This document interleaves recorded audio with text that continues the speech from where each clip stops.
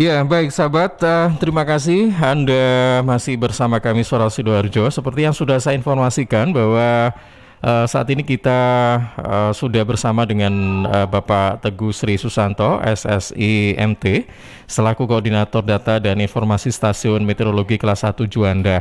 Ya, kita akan update kondisi cuaca pada akhir tahun 2021 dan awal tahun 2022 di Jawa Timur seperti apa. Dan tayangan ini juga kami siarkan secara serentak ya di beberapa LPPR Radio Jawa Timur, yaitu Persada Kabupaten Blitar, kemudian RGR Tulung Agung, Praja Angkasa Trenggalek, Ersal Nganjuk, Mahardika Bondowoso, dan Suara Madiun. Baik, saat ini kita sudah bersama dengan Pak Teguh. Assalamualaikum, selamat pagi Pak Teguh.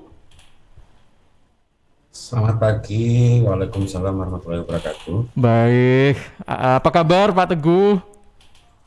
Alhamdulillah baik, Mas. Baik ya, baik. Saya Ilham Dianta dari Suara Sidoarjo. Terima kasih dan senang sekali bisa ngobrol pagi hari ini bersama dengan Pak Teguh Sri Susanto. Pak Teguh, nanti kita akan coba tanya-tanya tentang update kondisi cuaca pada akhir tahun ini dan pada awal tahun depan itu seperti apa ya. Tapi setelah kita saksikan tayangan yang berikut ini, Pak. Ya.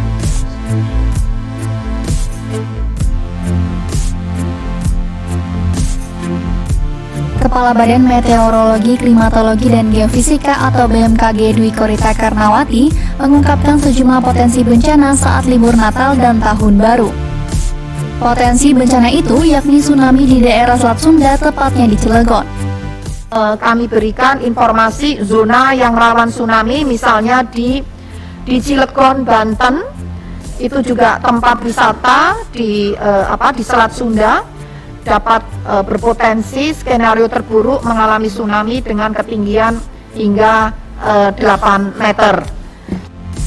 Selain tsunami, Dwi Korita mengungkapkan potensi adanya bencana badai tropis. Hal ini melihat adanya tren pembentukan badai tropis yang semakin meningkat. Beberapa waktu belakangan, badai tropis Nyato sempat terjadi di Bengkulu. Badai tropis ini memiliki dampak gelombang tinggi, angin kencang, dan hujan lebat. Daerah lainnya yang berpotensi mengalami badai tropis yakni Aceh, Sulawesi, Gorontalo, Maluku, hingga Papua. Tak hanya itu, Dwi Korita menyebut ada 2 badai tropis yang mengantre di bagian utara Indonesia. Pembentukan badai tropis ini dikhawatirkan akan berpengaruh pada keselamatan transportasi dan masyarakat saat libur Nataru.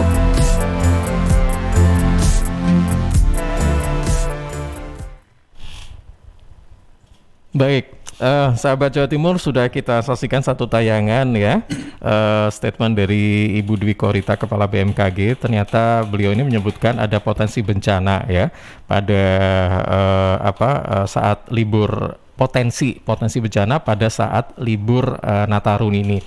Dan Pak Teguh masih bersama kami ini, Pak? Ya, masih. Oke, baik. Nah, kalau tadi menurut Ibu Dwi Korita bahwa wilayah yang berpotensi terjadi bencana itu tsunami khususnya itu ada di Selat Sunda, kemudian juga ada badai tropis dan sebagainya, kemudian ada wilayah Aceh ya, Sulawesi hingga Papua dan sebagainya. Nah, ini memang tidak disebutkan wilayah Jawa Timur, tapi bagaimana ini Pak Teguh untuk wilayah Jawa Timur sendiri? Potensi bencananya seperti apa? Monggo silakan. Iya, jadi seperti kita sampaikan di beberapa bulan sebelumnya terkait dengan press release musim di Jawa Timur ya. Walau kita sampaikan bahwa kemarin di Dasarian 3 November sudah memasuki musim penghujan. Itu yang pertama. Kemudian yang kedua ialah adanya anomali fenomena La Nina yang hinggap atau melewati wilayah Indonesia sehingga berdampak juga di wilayah Jawa Timur, sehingga ketika ada fenomena La Nina dapat menimbulkan peningkatan curah hujan bervariasi di beberapa wilayah di Indonesia termasuk di Jawa Timur antara 20 sampai dengan 70% daripada normalnya.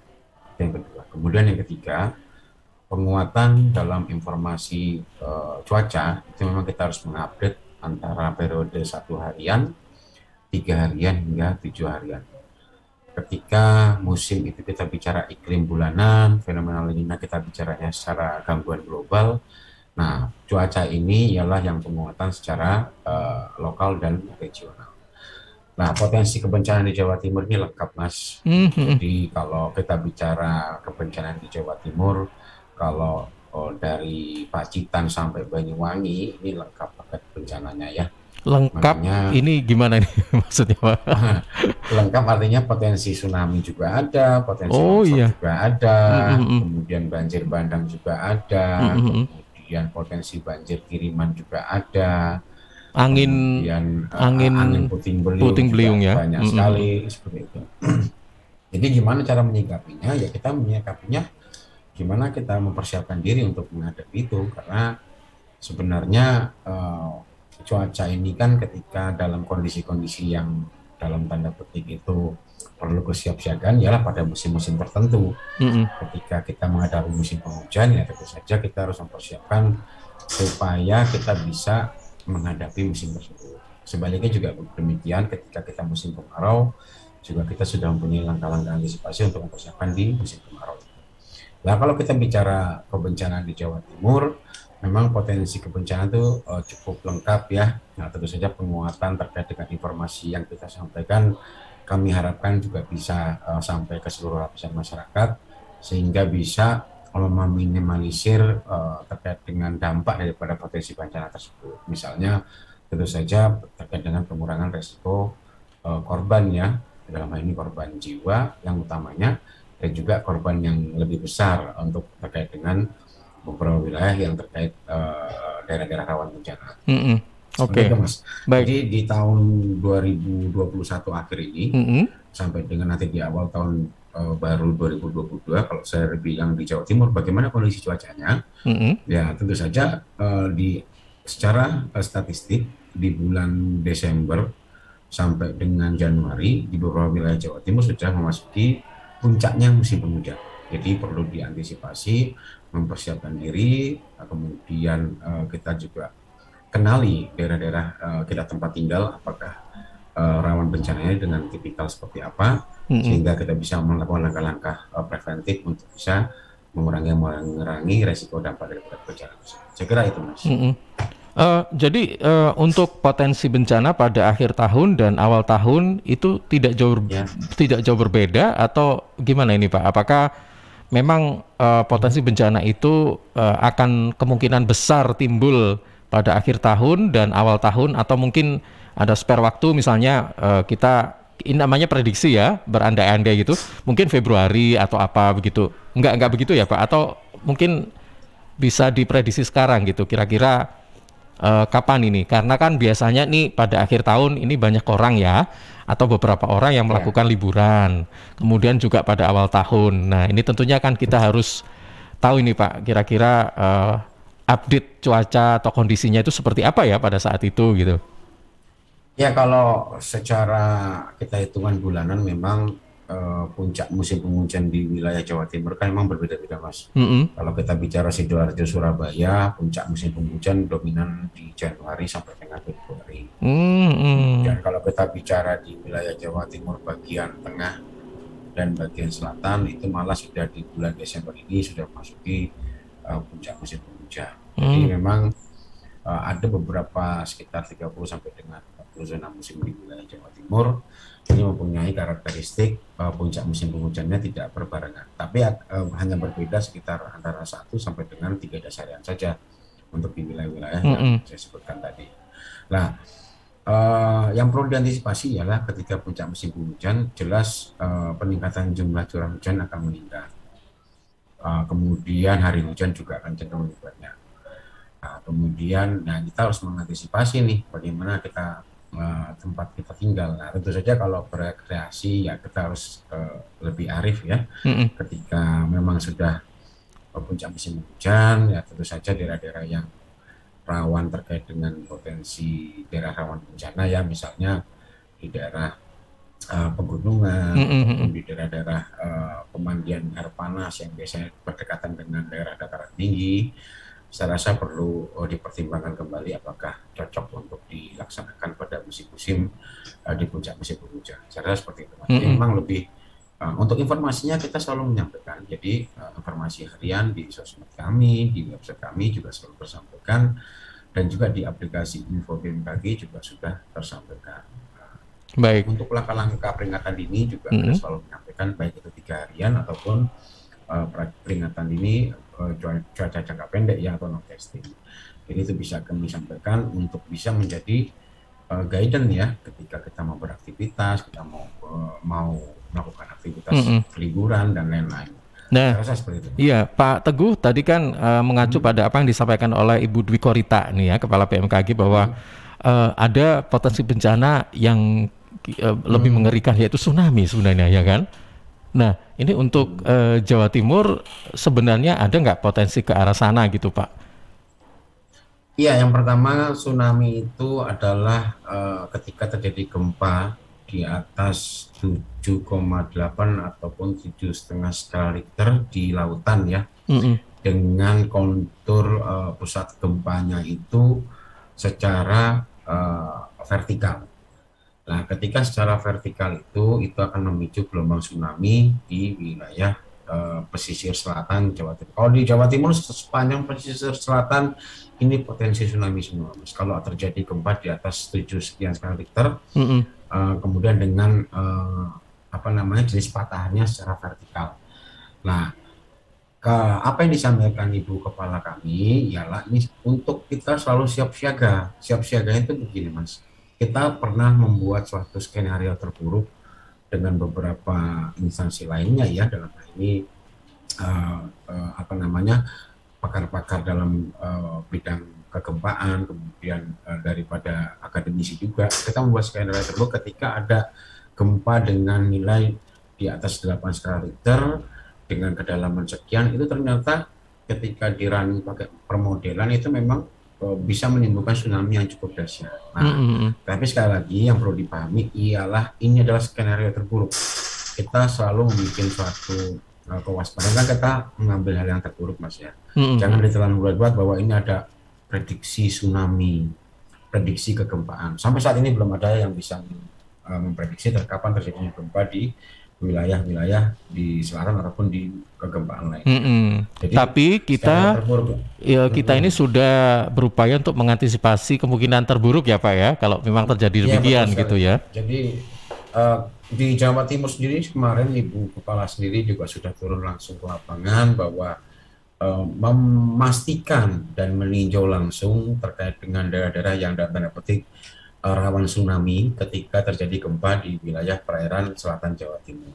Kemarin saya sempat juga ikut, kita menyambangi beberapa wilayah pesisir pantai selatan di wilayah Trenggalek, kemudian Pacitan, kemudian Jember, sampai dengan ke wilayah Banyuwangi. Jadi kita juga sudah mempunyai peta rawan tsunami, sehingga dari peta rawan tsunami itu bisa diambil langkah-langkah yang preventif ketika daerah dari bibir pantai sampai dengan ke daratan itu dalam jarak sekian, diharapkan tidak ada aktivitas ataupun pembangunan yang signifikan supaya untuk mengurangi resiko ketika terjadi tsunami di wilayah selatan Jawa Timur. Saya kira seperti itu. Oke.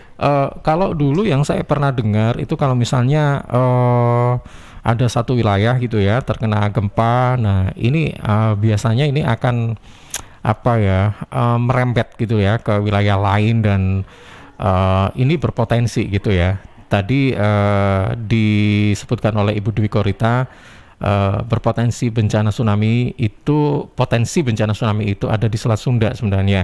Nah, ini kan masuk wilayah selatan ya Pak ya? Betul ya Pak?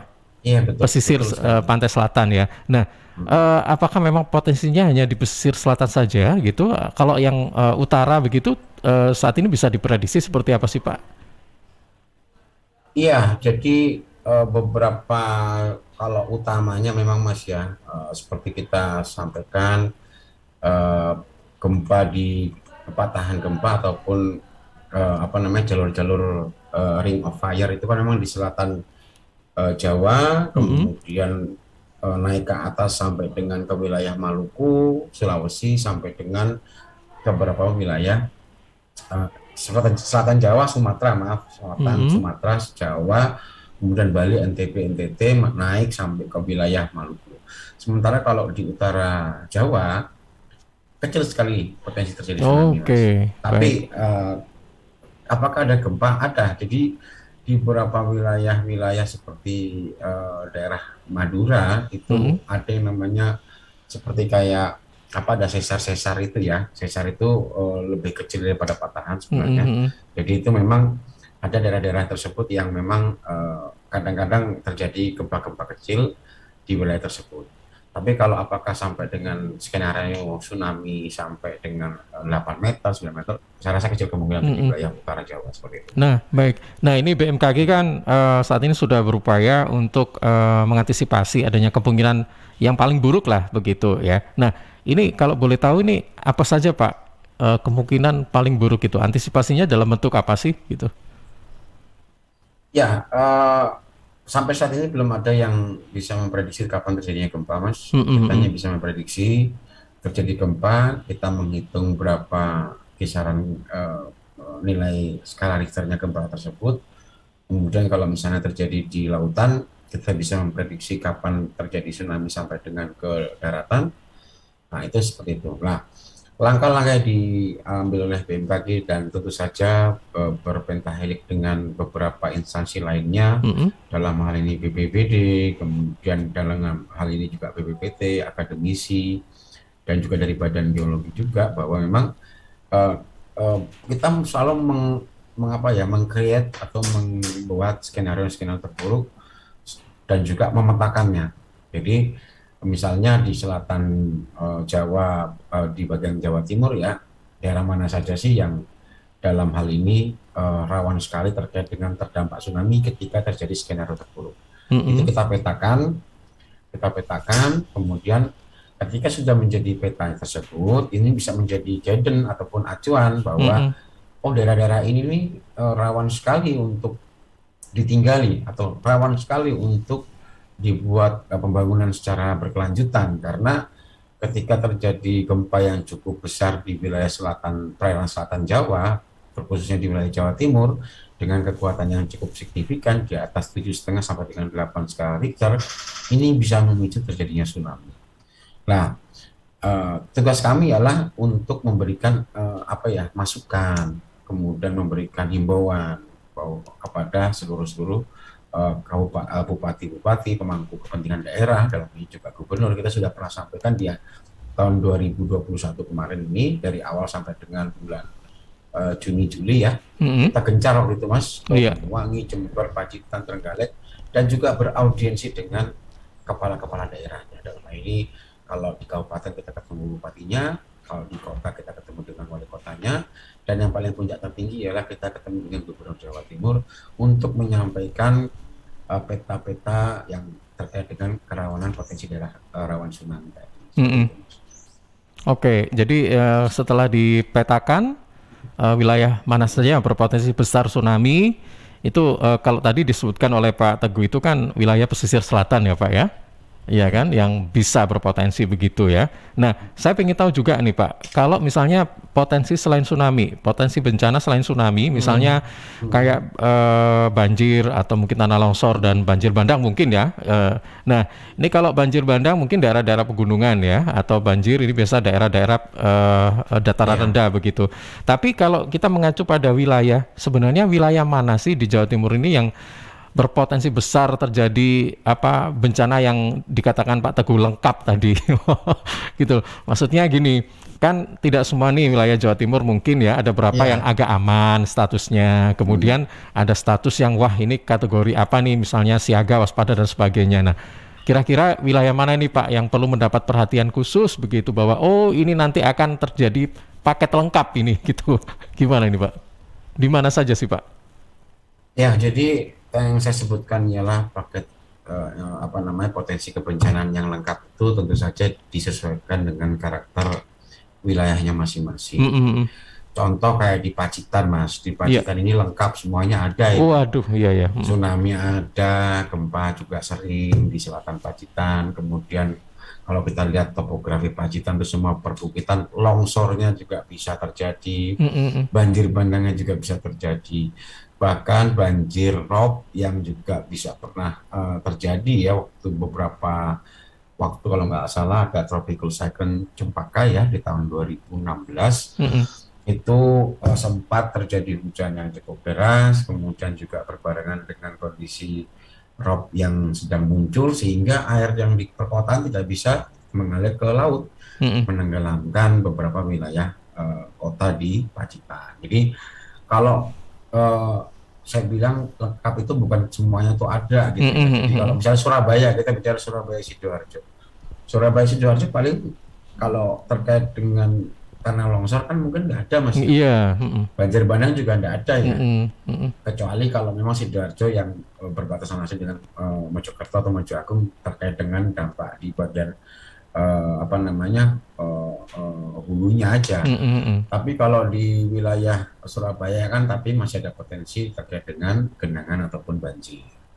Karena sistem tata perkotaan yang cukup padat, jumlah penduduk yang cukup padat, resiko terkait dengan daerah resapan yang semakin minim, ya resiko banjir juga cukup tinggi seperti itu. Jadi yang saya bilang paket kebencanaan lengkap tadi itu memang hampir seluruh wilayah Jawa Timur juga disesuaikan karakter masing-masing. Nah, kalau kita bicara dengan topografi yang berbeda seperti wilayah Nganjuk, kemudian wilayah Jember, kemudian di wilayah Banyuwangi, kemudian di wilayah Probolinggo, tentu saja mereka juga mempunyai paket kebencanaan lengkap.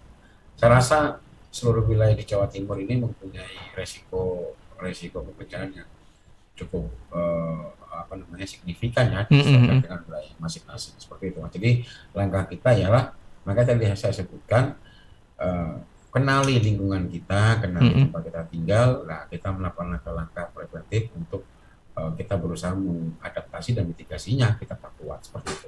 Baik, Pak Teguh, yang terakhir ini mungkin ada saran atau imbauan begitu ya bagi masyarakat atau pemangku kebijakan. Kita kan bencana itu tidak bisa kita hindari, tapi alangkah bijaknya kalau kita itu dari sedini mungkin bisa mengantisipasi dalam hal meminimalisir kerugiannya atau korban jiwanya dan sebagainya. Nah, ini yang disarankan oleh Pak Teguh ini kira-kira apa bagi masyarakat, pemangku kepentingan, dan semuanya yang terkait begitu? Ya, kalau dari sisi kami, Mas, ya, di BMKG kan tentu saja kita ini supporting informasi ya. Dalam hari ini pemantauan, analisa, dan diseminasi informasi terkait dengan produk informasi MKG, meteorologi, klimatologi, dan geofisika. Nah, setelah kita pemantauan, mendapatkan informasi iklim, informasi cuaca, informasi potensi-potensi terkait dengan kegempaan ataupun potensi daerah rawan gempa, daerah rawan tsunami. Nah, tentu saja itu menjadi bahan acuan ya. Jadi himbauan kami ya memang ini harus ada sinergitas antara kita dalam hal ini BMKG, kemudian unsur pemerintah ya, misalnya BMKG, BPBD, kemudian dalam hal ini pemerintah daerah, untuk bisa ya memperkuat. Tidak ada yang sempurna ya dalam melakukan kegiatan, tapi kalau kita tidak melangkah dari awal ya kita tidak akan bisa berjalan. Nah, yang kedua, yang paling penting ialah kesadaran masyarakat. Kita sudah tidak bisa lagi buta akan informasi terkait dengan kebencanaan, Mas. Karena saya bilang tadi di wilayah Jawa Timur ini risiko kebencanaan cukup besar dengan disesuaikan dengan karakter masing-masing wilayahnya. Kalau kita nggak pernah tahu yang namanya informasi cuaca, saya gampangnya aja kita nggak tahu informasi cuaca itu apa, kemudian mencari informasi terkait dengan potensi rawan bencana di mana, itu kan kita menjadi kemunduran ya, karena seperti kita ketahui informasi sekarang sudah terbuka luas, medianya juga sudah banyak, itu bisa menjadi kesadaran masyarakat untuk bisa lebih kepo lah ataupun lebih peduli dengan informasi-informasi terkait dengan baik itu pemantauan terkait dengan cuacanya daerah rawan bencananya, dan kemudian bagaimana cara menghindari ataupun bagaimana cara mengantisipasi sehingga mengurangi dampak-dampak daripada resiko kebencanaan. Terus yang ketiga ialah kembali ke pola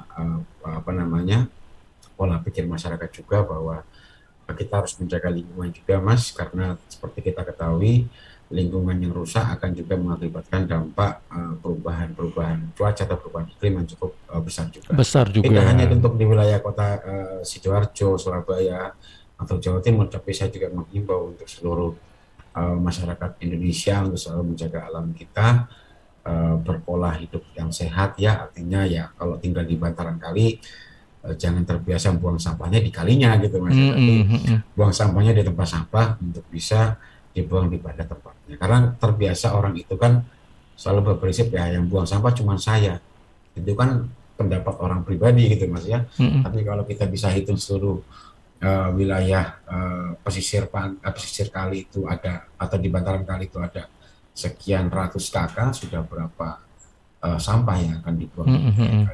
Iya, Pak Teguh. Dan juga satu lagi, informasi cuaca itu penting untuk kita pantau melalui kanal sosmed kami, website kami, sehingga tidak mendapatkan informasi hoax ya. Sekali lagi saya sering ingatkan, informasi hoax dan menyebarkan info hoax bisa menjadi masalah di ranah hukum terkait dengan undang-undang ITE. Iya. Ini seperti itu, Mas. Pak Teguh, maaf Pak, ini satu pertanyaan lagi, ini mungkin tadi tertinggal ya, terkait dengan apa yang disampaikan oleh Ibu Dwi Korita. Ini masih berkaitan dengan badai begitu ya. Jadi apa pengaruhnya sih sebenarnya badai tropis untuk wilayah Jawa Timur gitu? Apa yang tadi sempat statement yang disampaikan Ibu Dwi Korita tadi itu, Pak? Ya. Ada pengaruhnya nggak gitu untuk wilayah Jatim itu, Pak? Iya, pengaruhnya tuh tergantung posisi siklon tropisnya ya, atau tropisnya. Kalau yang semalam itu kan memang ada teratai ya, Mas ya, di wilayah selatan Lampung ataupun di selatan Banten itu memang sempat menjadi tropical cyclone teratai, tapi sudah punah dalam 6 jam sehingga menjadi ekstratai. Itu memang secara tidak langsung bisa menimbulkan beberapa efek-efek peningkatan cuaca buruk ya, misalnya kalau kita bicara dengan perairan, peningkatan ketinggian gelombang, kemudian daerah pesisir juga berpotensi terjadinya banjirop, kemudian terkait dengan peningkatan kecepatan angin sehingga bisa menyebabkan angin kencang ataupun terkait dengan baliho-baliho yang ambruk ataupun yang. Nah, kalau di Jawa Timur saya rasa untuk wilayah Jawa Timur itu lebih kalau posisi siklon tropisnya berada di wilayah selatan Jawa Timur atau di wilayah Australia bagian utara. Nah, kalau yang kasus semalam ini tidak terlalu berpengaruh ya kalau di wilayah Jawa Timur, tapi mungkin ada terjadi pengaruhnya untuk di wilayah Jawa bagian barat, kemudian di bagian Lampung, kemudian di wilayah-wilayah sekitaran Sumatera, daerah Bengkulu dan sekitarnya. Tapi kalau untuk di Jawa Timur, kalau yang terkait semalam hanya peningkatan kecepatan angin saja sesaat, kemudian juga terkait dengan potensi peningkatan tinggi gelombang di wilayah pesisir, terutama di wilayah selatan Jawa Timur, tapi tidak terlalu hitungan sampai dengan berminggu-minggu ya. Kalau kita lihat dengan menjauhnya pusat siklonnya ke wilayah lebih selatan, ini diperkirakan hanya 1 sampai dengan 3 hari saja sudah akan kembali normal kembali. Seperti itu, Mas. Oke. Baik. Pak Teguh, terima kasih sudah meluangkan waktunya ya di kesempatan pagi hari ini. Yang jelas kita harapkan pada masyarakat ini untuk terus menjaga, merawat dan melestarikan lingkungan, karena bagaimanapun rusaknya lingkungan itu akan berakibat juga pada lingkungan kehidupan kita, dan potensi bencana juga semakin besar, Pak ya, kalau lingkungan juga sudah semakin rusak gitu kan. Kalau lingkungannya ya betul sekali, kalau rusak itu merubah dinamika atmosfer yang terjadi di wilayah kita secara luas sehingga menyebabkan potensi cuaca buruk. Baik, Pak Teguh, terima kasih sekali lagi dan Assalamualaikum warahmatullahi wabarakatuh. Ya, terima kasih Mas Ilham. Assalamualaikum warahmatullahi wabarakatuh.